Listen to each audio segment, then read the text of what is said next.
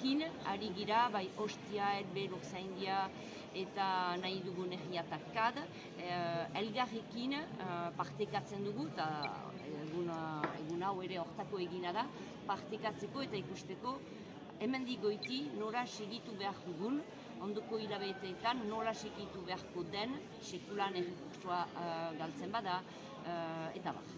Gaur egun berriz hauzila joaitzea, erakusten du zinez bi mundutan bizi girela, erran nahi du buigek multinazionalak beti diru gehiago nahi duela, zer biztanleen kontra edo biztanleei beti diru atiratu nahi, lurra gainera suntsituz. Behar bada bihar hauzia galtzen badugu ez dugula hamar emanen eta behar bada ere okupatu beharko dela.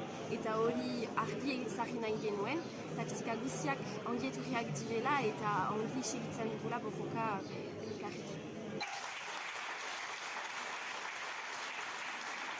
Egetzen gara, mugiaraztera, artifizializazio proiektu hau osoki gelditu arte, taktika ezberdinak kombinatuz, baita zelaian ere.